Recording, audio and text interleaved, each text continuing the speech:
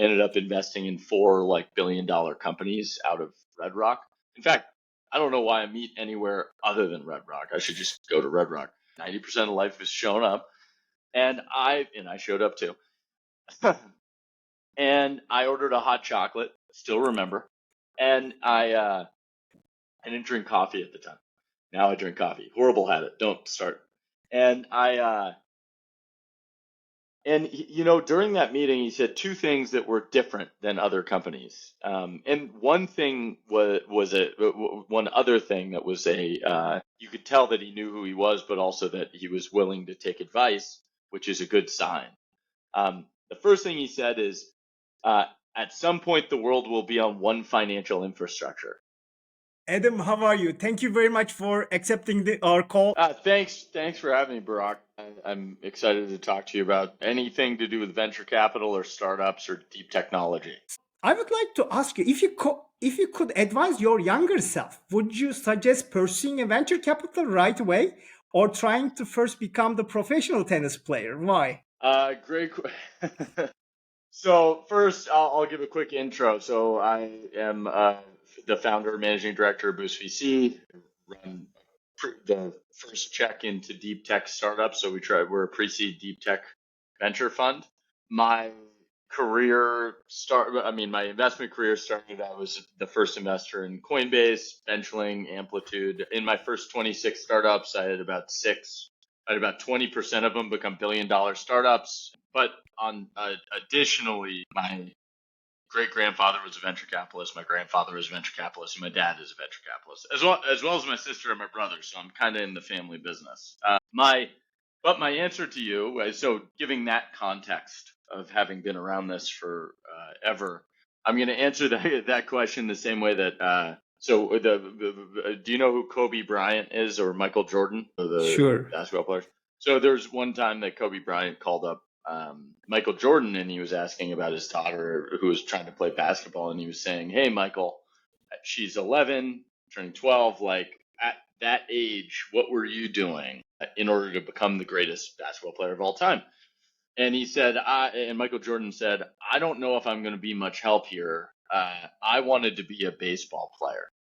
And I think that that's like what happens. Like you have to do a lot of little things in order to find the place where you thrive, and where you are sort of appreciated for your weirdness. My advice, I'd probably have a lot of advice for myself, like buy more Bitcoin. But other than like general funny historical things, I think I would mostly be just saying like go for it in everything. So like whatever it is, go for it all in. I never did great when it was like school where you have to be good at 7 different things. But when it was be good at one thing, I was very good at it. So if it was like all in on one thing. So tennis for me was an example of me going all in on one thing. And I got good at tennis, and that was a really big part of my life. So I think I would just say I would probably say like go for it in tennis, because I ended up taking a year off between high school and college. It became a very defining growth year for me personally. It was a big decision where I was taking a big chance on myself, and it turns out anytime you take a risk on yourself, it's worth it even if you fail. And so I've never considered that you're a failure. I think it would push me in the right direction, but I am not currently a professional tennis player, so in that way, it didn't work out. I think I became very good at I became pretty good at a lot of things by going all in on one, and I think that was very useful for later in life. So I don't think I would have been as good if I just was like be good at venture capital. I don't think I would have been as good as I am if I hadn't tried myself at a couple other things first. Why did you stop playing tennis? Great. That is a hard and emotional decision for any person. Well, I still play. I picked up my sticks again, but I dropped them for probably over 5-10 years. I stopped playing because it became work. Like it became when I was younger, it was just I was doing it and I was competing because of the joy of doing it. And when I was even training every hour when I was in Australia, like I was doing it because I enjoyed it. I wanted to push myself and I wanted to come up with my own curriculum for how to be better. In college, they want you to be a great student and athlete and have friends. Actually, they're okay with you not having as many friends. And so I ended up not finding the joy in it as much anymore because your time gets strapped. You become stressed out about a bunch of different pieces of your life. And I also got injured, and that injury made me sort of have to make a decision about where I wanted my future, my like what I wanted to be doing, kind of thing. And I was sort of enjoying exploring college more than I was enjoying specifically my career. You also started with entrepreneurship career before VC. Which one is enjoyable, being a VC or being an entrepreneurship? I mean, I think Boost VC is my startup still. So I still think of everything that we do strategically. I think about marketing. I think about like it's my organism in which I I scratch my entrepreneurial itch, but I also am mostly. I mean, I'm on the venture side. I'm not going to pretend that like anyone who's taking a chance on themselves deserves the utmost respect as an entrepreneur. It's a long and difficult road. I mean, my entrepreneurial journey, geez, I've just, it's always about just doing things. Like, I don't know if I think entrepreneurism isn't necessarily about even making the money, but it's about solving people's problems. And like, my first job was, I was a tennis counselor, and it was young. I was like 10, 11, 12, 13. Like every summer for 10 years, I was a tennis counselor. And so tennis followed me in my life. So that was probably why I ended up trying to be a tennis player. But I also had other duties. And then I was a telemarketer one summer. I was an intern for a bank one summer. I ended up being a telemarketer again for a comic book company. Comic books followed me throughout my life a lot too. So I'd say the thing that there are a couple things that drive me, and sorry, I got a big old piece of croissant on me. There are a couple things that drive me, and one of them, I'm just like very, very curious about how the world works, and so I'm just constantly trying to figure out what the structure of the universe is, and that drives a lot of investments where it's just like, hey, I believe this, but the rest of the world believes this. Like, where could I be investing for that? And then so I think which one's more joyful. I mean, my first real company was called Expert Financial. It was a secondary market for private securities, and that was where I learned that we made a lot of mistakes, but I learned you want to work with people you love, and like I loved working with those people. They were fantastic humans. I'm still friends with all of them.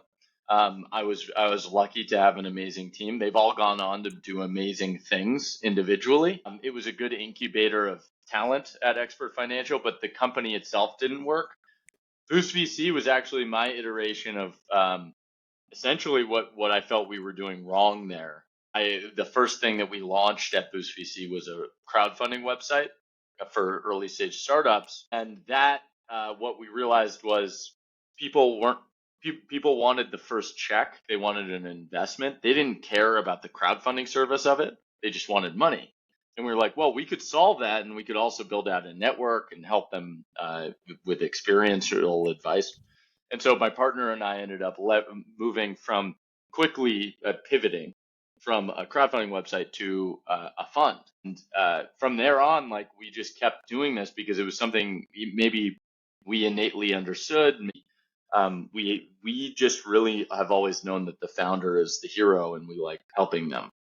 People come into my office and they basically say, I believe this is the biggest problem that the world's ever seen. I'm going to spend the next 10 years trying to solve it.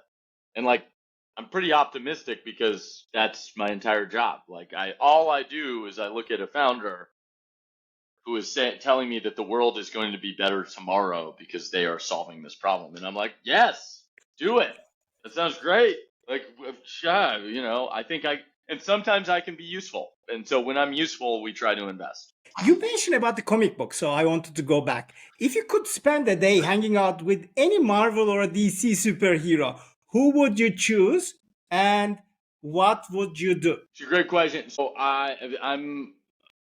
I'll flip it on its head a little bit and just say like the creator Stan Lee is the guy I would want to hang out with. He passed away a couple years ago, but I was fortunate. I ended up getting to meet him, and it's sort of one of those serendipitous events where I was fundraising and I ran into someone who was on his foundation board. And I said, "Oh, that's crazy. Stan Lee he's one of two people I want to meet. It's on my list." And she said, "Well, you should probably hurry up. He's 94 or whatever."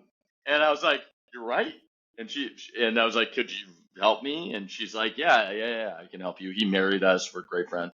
Um, and she was like, first off, her name's Holly Cow, and she's like an incredible human because not many people follow through with stuff like that. And she set up this 2-hour lunch where it was me and I invited my dad, who also loves superheroes, to just hang with Stan Lee, and we just got to ask him all these crazy, awesome questions. So I admire sort of world creators, and I think Stan Lee is like the ultimate, like character and world creators, and and I think that's also why I love, venture capital. Like this person's coming to into my office and is like, "Hey, my superpower is X, and I'm gonna use it for good to solve the biggest problem I think exists." And like, I go, "Okay, that's great. Like, that's fantastic. Like, I want to be a part of that because I believe you. Like that's fantastic." So,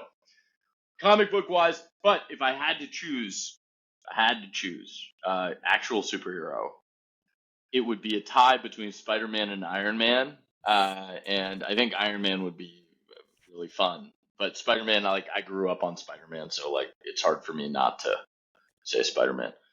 What Yeah, questions should you ask to Iron Man about being a superhero? I'd ask probably what drives him about being a superhero. What gets you to get up in the morning and put on that suit and go save people, right? Like there's some sort of battery power source. Who does he confide in? Like I would want to know like where his trusted network is of like people who he actually sort of trusts enough to know exactly who he is and like all that stuff. And then probably ask him a lot. He runs a really big company. I'd probably ask him a lot about questions around how Stark Industry is built, and just like how do you define the mission for a big company like that? How do you push that? I think he'd be pretty good at answering sort of like business guidance questions. So back to the investment topic. When you are evaluating the potential investments, do you rely on quantitative data or metrics or gut feel intuition? What factors drive your decision-making process? Yeah, so I think everyone uses. Okay, I'm gonna separate the two a little bit, but like I am a person investor, so I invest in people straight up. Like I am not technical, so I don't have. I have the ability to perceive the problems or the technology that someone describes to me, but I am not personally a developer or a builder, and I admire all who have like crafted their abilities around that. And so my job is actually not to test whether or not someone has a specific ability to build. My job is to trust that they can and believe them that they can, but also assess whether I believe that they believe they can. And so all my questions that I ask are really geared towards, do they know themselves well enough to build a great company? I think self-understanding is a really important part, an untold part of building a startup. And then also, do they default to movement? There's some people who are really good thinkers, but they aren't good doers, and you need a good, healthy balance of the two. So I'm attempting to figure out those two pieces. Um, but does data drive any of my decision making? So I invest when the company is like two people and a dog, you know, like if super early, not they've maybe have an idea. Sometimes the idea changes a couple times even after we've invested. and but in the question of whether or not data drives decision making, I would say where data is the most important to me is not about the data of whether or not the company's doing well. So whether or not there's a like metric growth of anything. But for me, a big part of it is, do I believe in the market they're building in? Like, do I believe that what they are building in is a very, very important market? To water. Okay, I believe water is important, right? Like water is an important thing. Do I believe that these people are asymmetrically built to build a water company? Maybe. And so, but the data for decision making for me is like trying to assess whether or not something's important or not. And I want to spend all my time. There are a lot of ways to make money in this world, like tons of ways to make money, and build great businesses. I believe everyone's got a good business in them. But where I want to spend my time are on businesses that I believe have a level of importance that it would impact the entire world if they succeeded. And there are a lot of businesses that don't hit that. And it's not that that's a worse company for it. It's that it's not for me. Like it's not in my useful or important bucket. And that's where I believe that I'm asymmetrically helpful also because I'm really good when there's no roadmap. So I can help a company achieve certainty and clarity when there's no roadmap. And I like doing that. What was your first investment? How did you decide to make it? Oh my gosh. I mean, other than like when I was a kid and my dad used to have us, he wanted to teach us how like companies worked and stock worked. And so he would say, you can look at all the companies on every morning. We would look at the newspaper and the stock prices in the newspaper. And he'd be like, okay, you get $5. I think it was $5 a month or $5 a week in order to buy any stock. And so we ended up starting to understand that stock was owning a piece of the company and you were able to actually own a piece of the company. So that might have been my first real investing, where I started to fathom the idea of how companies worked. However, my first angel investment, where I made a conscious decision to invest in a very early stage company, was a company called Path. And it was a mobile photo sharing app, like Instagram. Actually, it was Path and Instagram at one point were sort of very in the competitive realm of one another. It was started by the guy, his name was Sean Fanning, who I admire very much because I spent so much time using his first product, which was called Napster. And it was a peer-to-peer file sharing service for music. And so I was able to like download and listen to any music. I mean, not that I used it because it became illegal, but like I was at the age range where I like used it. And it taught me so much about computers, and it taught me so much just about how products worked. And I started to be able to use almost any product because Napster was not easy to use, but it was very useful once you got in. And so I started to be able to like figure out how all products were essentially built. And it was so important to me. And so when I heard Sean Fanning was fundraising, and I actually got to meet him with my dad. So my dad and I got to look at this deal together. He pitched us, and it was him and Dave Morton wasn't there. Sean Fanning was pitching, and he at the end of the meeting, he could have literally said anything, and I would have raised my hand. But he said, "So, would you want to invest?" And my dad's like, thinking about it, and I was like, "I do.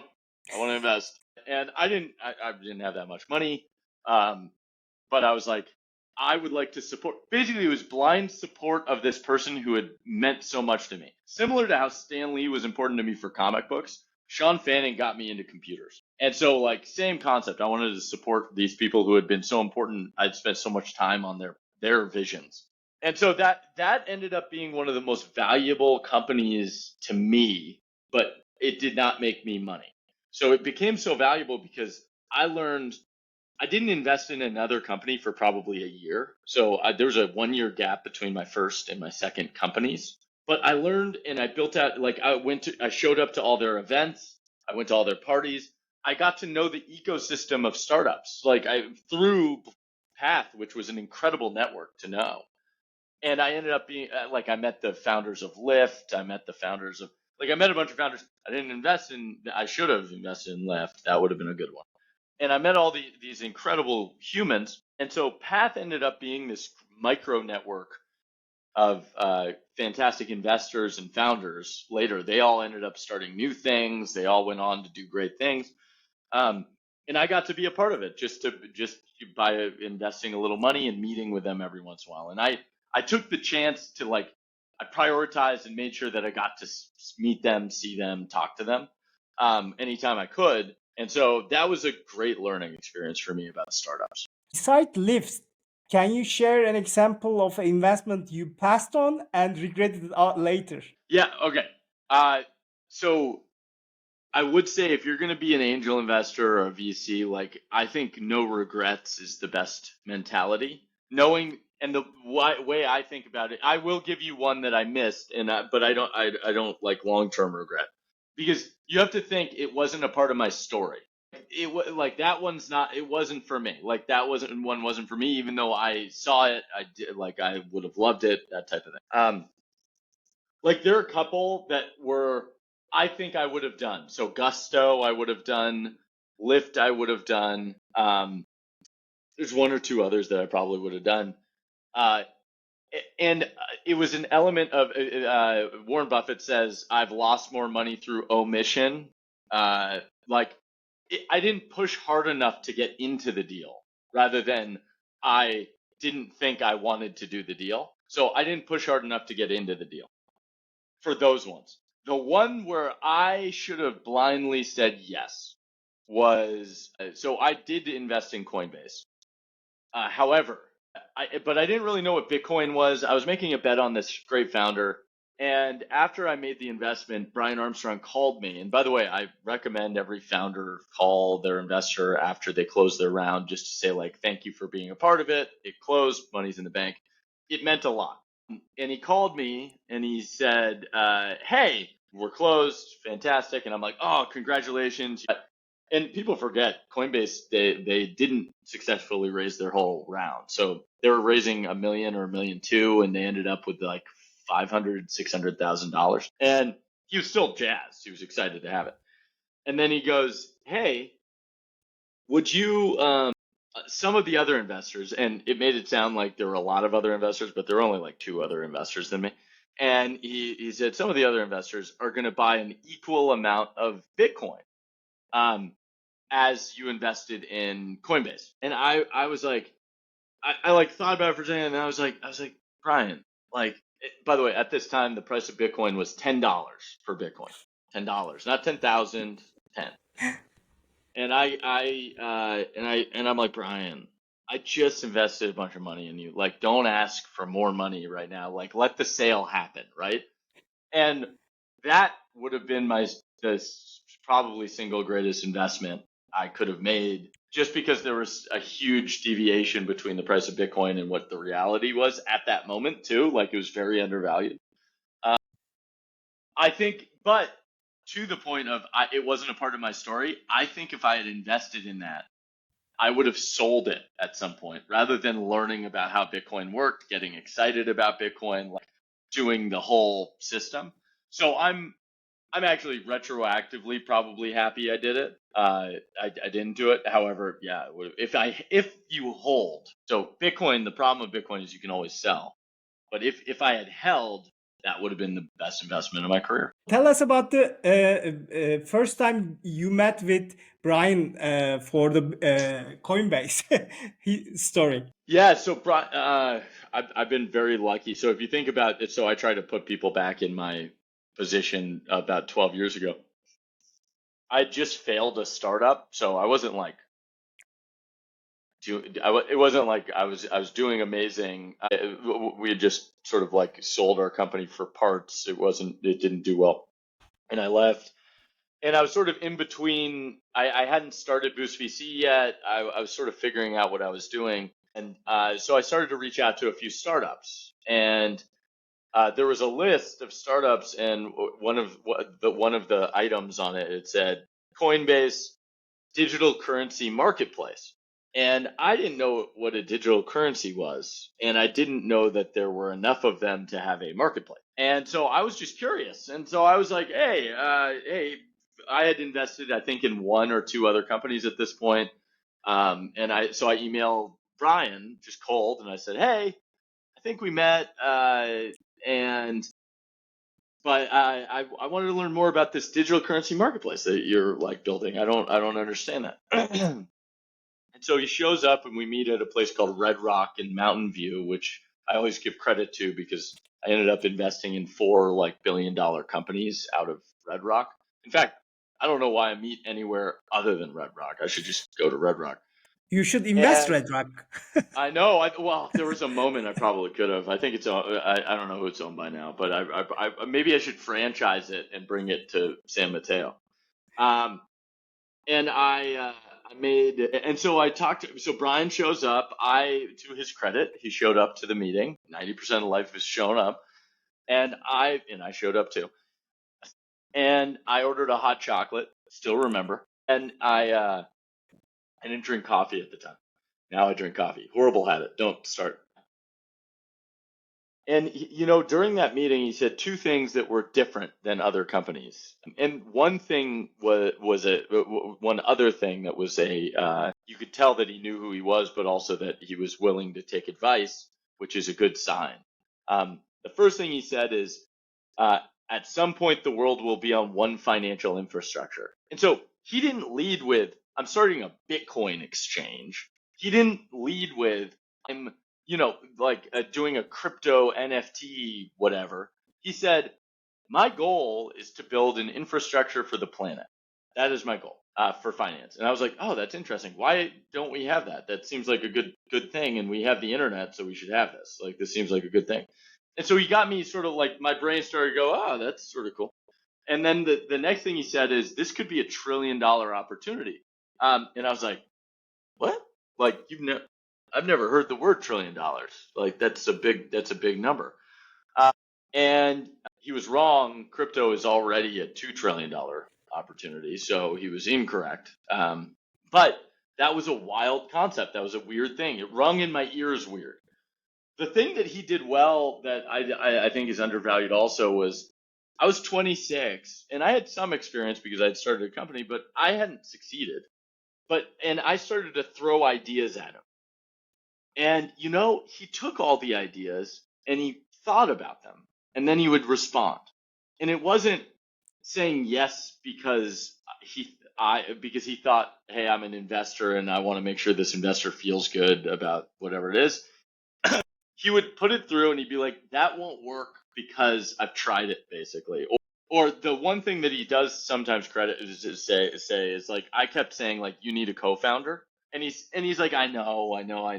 And that ended up being like an incredibly important part of the story of Coinbase, was like having Fred Ursham eventually. So I met Brian before there was a Fred. Um, and and then they went off and they built this great thing. I am very fortunate to be able to talk about like meeting Brian for the first time. He was the first one to ever tell me about Bitcoin. But in venture, like, look, the things I was good at was I was open to the idea of fundamental global change, right? Like, that was something I was open to, and a lot of people weren't open to that. And on the other side, but me making that decision to invest, and it was after diligence and talking and reading and learning about Bitcoin. I was lucky to be a part of Coinbase. That could have easily been a lot of different people. That could have been a lot of different things. I just happened to be like so naive enough. I was early in my career. I was willing to take a risk on something that was absolutely insane. And I've been so lucky to have been a part of that journey and continue to be a part of that journey. Like Brian and Fred, but Brian, like, I feel, is the reason Coinbase is what it is. Like, I wasn't a big part of that story, and that's also where you realize that the entrepreneur is the hero. We get to help during a very specific period of time for that company. I was probably helpful for about a year or two. Even at that, like, Coinbase he's a one of one founder, and he's built a $70 billion company, so he can say that now. I can say Was that the now. angel check or a VC check? So I hadn't started Boost VC yet, and so I was still angel investing in companies. It was probably one of my, I invested in 20 deals, 25 deals. It was like deal number 7, something like that, of my 25 that I did before I started Boost VC. Might have been even earlier. Might have been like my 4th check. And so it was as an angel I was able to invest in Coinbase. However, Boost VC did end up investing later. So after I started Boost VC, we figured out how to invest in Coinbase again. And that's been, I've been able to, where I think that Coinbase was a little lucky that I stumbled upon it at a very specific time in my life. I believe that it was very high conviction of me to get obsessed with Bitcoin and then I've invested in like 150 crypto related startups at this point.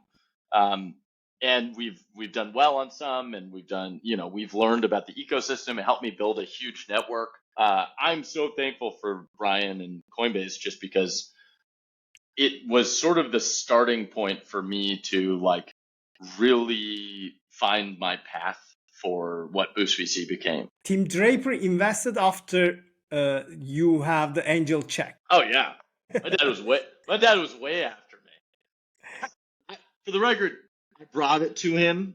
I said you should do this deal. I think it's fascinating, and they ended up saying he was working at DFJ at the time, and it ended up not being a fit. Essentially, my dad did end up doing it at the B or the C, so like a little later. I mean, I'm giving credit. My dad is a notorious crypto person. I'm not gonna but Coinbase was me, so I'm happy about that. And they had done they actually had done a Bitcoin related company before I did Coinbase, but I did Coinbase. For the investment committees, is it better to get lots of partners to decide this investment decision, or do you trust in one person decision? Consensus kills everything. Okay, you want non-consensus, and you want partners around you who can think differently than you. I think I'm at a different, I think there's a beginning part of your investor career and a middle and an end. I'm sort of in the transition from beginning to middle. I think I'm at year 13, 14 of early stage investing. And I think I have another 30 years, something like that, of doing this. I feel like I can sort of maintain for another 30, 40 years. And I mean, my dad has, so my whole goal is to outlast him. So whatever it's going to take. And so I think that you want someone who wants to do the deal, but they don't want to do the deal because no one else wants to. They want to do the deal because they want to do the deal. And then the second qualifier is the person needs to know that they want to work with that investment for 10 years. You're getting married after 2 meetings, and you have to be pretty good on judgment of character to understand what that is. And so I think I'm at this point where what I'm assessing for is where am I the most helpful? Okay, if it works, does it matter? So if what they're saying is going to work, does it matter? Can they execute on this? And if they can execute, does it fit our business model? And then there's an orb around that structure that is, do I want to work with this person for another 10 years? And do I think that would be valuable to me and them? And when I get through that, and whenever any of the people around the table get through that, that's a pretty good deal. That's a great deal. And we will write that check every time. I think when you start, we've learned that we lose a lot of money when we're all yeah, this makes sense. When everyone around the table is just sort of yeah, it's good. But when it's this is stupid, someone's saying this is stupid and someone's saying this is how the world's going, you want to be backing that deal. So you never want consensus. You always want I want this deal very, very badly. And you want someone to be fighting for it a bit. How do you balance supporting the founders while also providing the honest feedback? Well, I think supporting the founders is providing honest feedback. So the way we look at it at Boost, so you can look at it like a garden of flowers. You plant all these seeds, and some percentage of them are going to grow despite you, like weeds. They don't need your water. They don't need your sunlight. They don't need your food. They're going to succeed, and it has nothing to do with you. And you need to know that. Like, I think venture capitalists actually achieve their success for the wrong things often. You need to know that some of those things, like, you were lucky to be a part of those, right? Then there's this group that unfortunately won't work. And they won't work because generally, I would say they didn't have the will to fight, and they really didn't know what it was to be a founder. They're not a founder. There are so many ways to live a great life, and being a founder isn't the only one. So, like, people who are founders are founders. If you're a tourist entrepreneur, like, those don't work that often. But also, sometimes things fail, and it was just timing. Yeah, it's not always like the founder wasn't meant to be a startup founder. Like, sometimes they fail. My first startup failed. I ended up starting a venture fund that worked. And then there's this middle bucket, okay? And that's where we spend all of our time. And it's assessing which companies we can actually have an asymmetric, like, we can give an asymmetric advantage to. And whether that advantage is through capital, network, partnership, like whatever that thing is, that's where we spend most of our time, is figuring out in that middle bucket that we think we can have impact on. And, some people say that venture capitalists don't, like they generally won't make an impact. I've seen us make an impact on outcomes. And like, I feel that that's a very valuable piece. Now, capital is a big part of that, so I'm not going to ignore the fact. And I think people need to know that capital is a big part of why venture capital exists. But helping people when they're down, being a constant champion of an industry, having a network that allows them to be inspired, like, those things add value, even if I can't directly attribute it to anything. And so that's why I'm a VC, is because I believe I can make a positive impact on the outcome of this middle bucket. And the other bucket, hey, I'm happy to be a part of. And I think that's the best way to think about how we support founders. It's we are seeking a good partner on both sides, and sometimes we get it. But it's not programmed, it's not programmable, and we give our best effort to figure out if we are a good partner. And sometimes the money is the best thing that we can give, and that's great. But sometimes it's, friendship when things are down and against you, a network connection at the right moment in time for your fundraise. Like, there are these moments that VCs can have give an asymmetric advantage to, and that's what we were trying to find. Boost VC started as an accelerator program.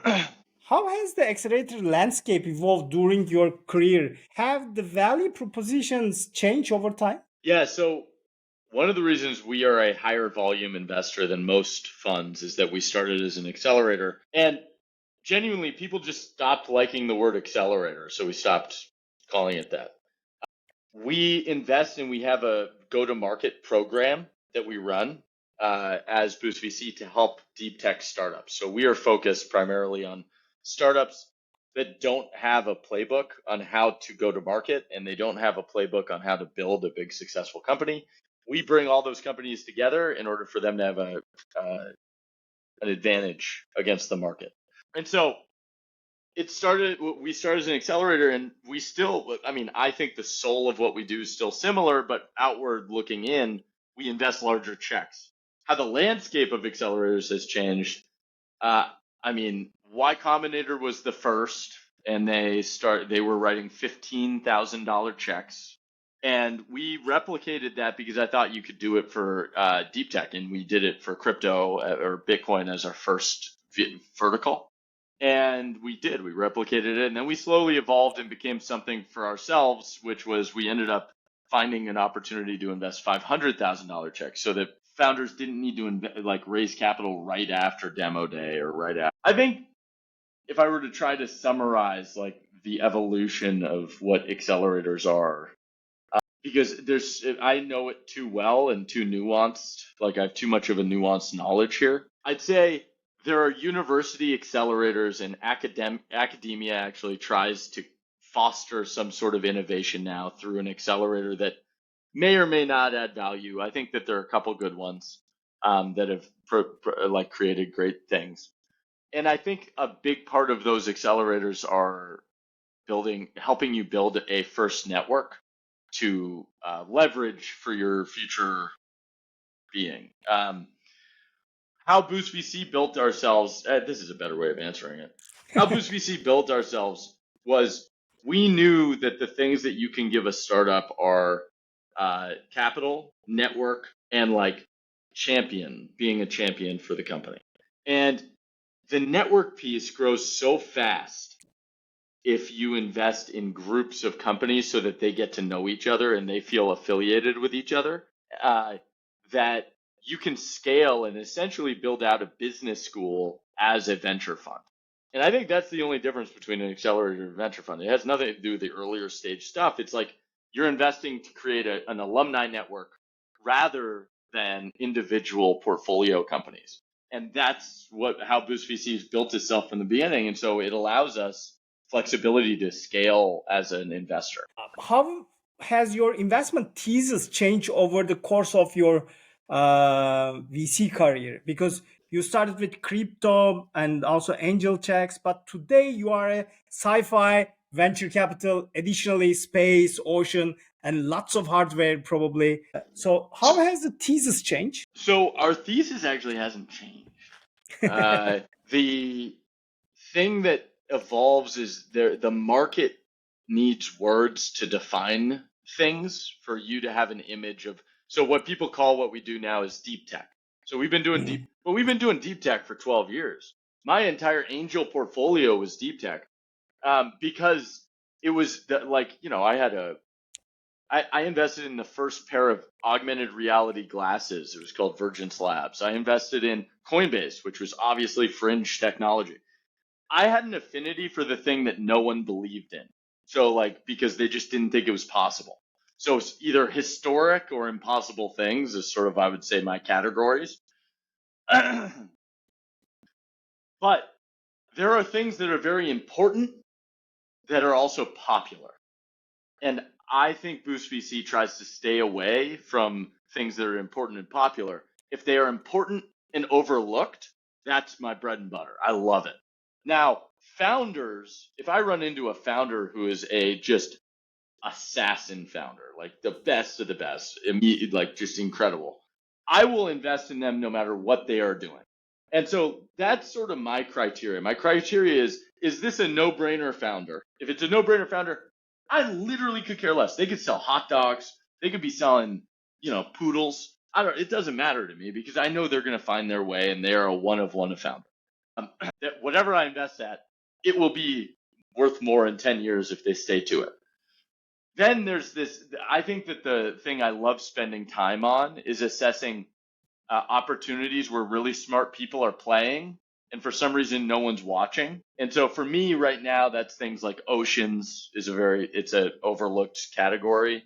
95% of communication goes through the ocean. 90% of all shipping and logistics goes through the ocean. It's a very important thing, but it's overlooked. 20% of the daily protein of the average human on the planet eats fish, is fish. So 20% of the protein. So that I think what I love doing is trying to assess what is overlooked but also important, because that means that it's a non-competitive deal. And I don't like competitive deals. It means that there's some piece of you that might be doing it because other people are in. I never want to make a decision to invest because other people are doing that deal. That is the worst reason to make an investment decision. And so we at Boost VC, we try to make the decision for ourselves, whether that's being the lead investor or follower. We do not want to parlay our decision to someone else. And we learned that from experience. You just don't want to.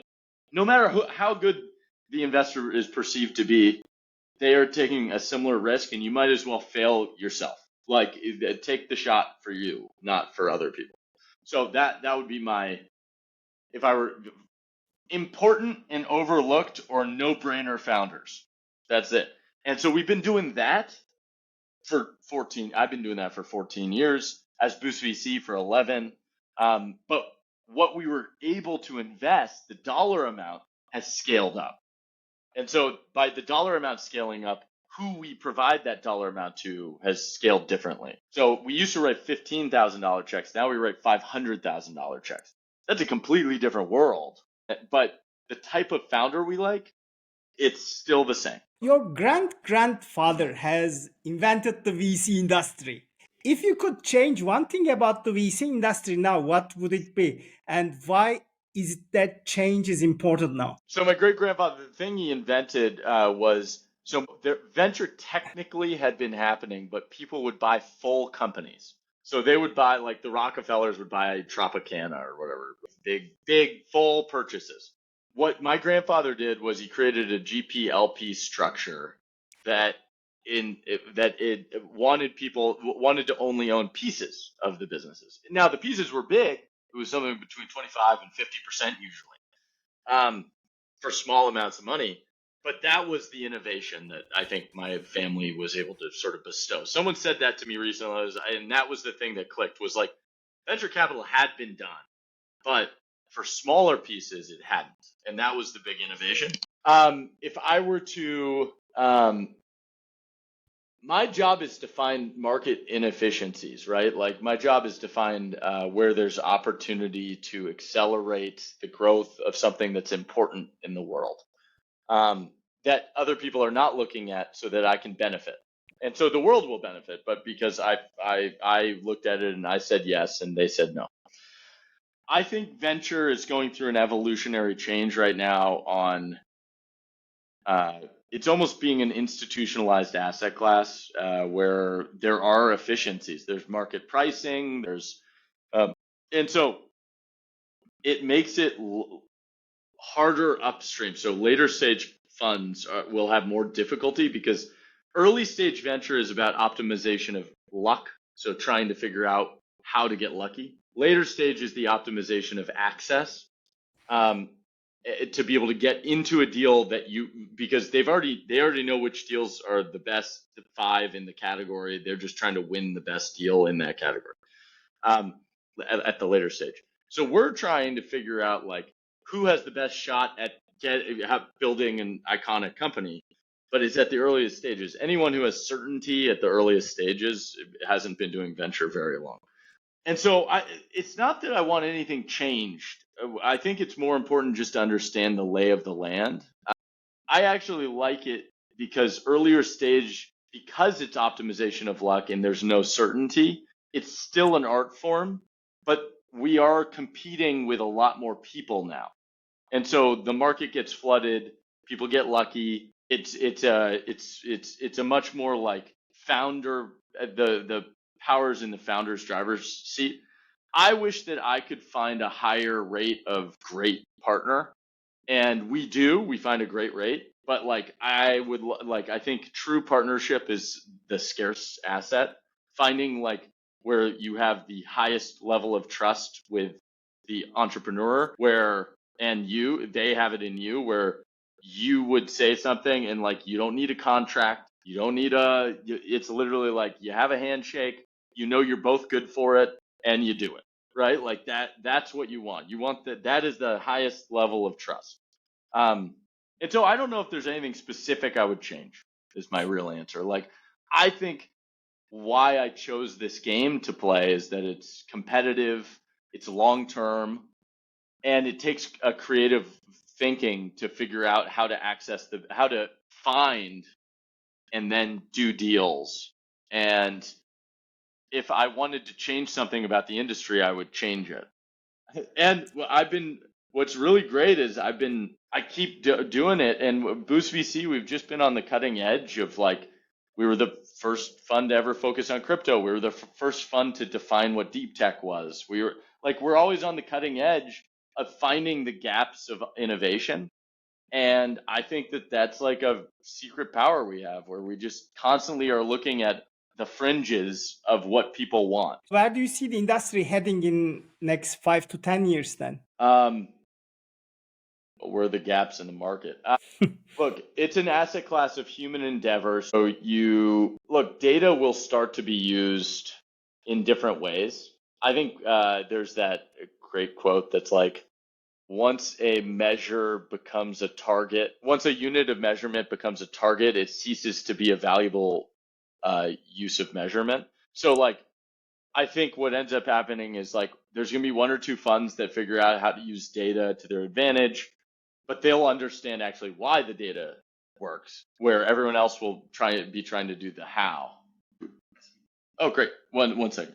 And so that would be my thought process. Is it's going to evolve by more money being put into the hands of people who are building things. We're moving towards a creative economy. Everyone will become an entrepreneur of some kind. And I think if you just invest towards that, you'll do very well. So I call it sort of sovereign technology. Crypto is a good example of that. Longevity is a good example of that. You being able to take control of your health, your wellness, your money, your education. And so you being able to take control of those things. And so I think that what ends up happening is more people get funded to build more sovereign technology, which allows for the dissolution of a lot of institutions that are doing poorly of service. And we as humans are going to get a better service. So I just want the end consumer to get the best service they can get. Adam, thank you very much. It was a great pleasure to talk with you today. Yeah. Please, if you're starting a company, email me, adam@boost.vc, and read my book, Breakfast with Pops, if you want to learn about venture capital. It's a venture guide to venture capital. No, thank you so much, Barack. Thank you. Have a great day. Have a good one.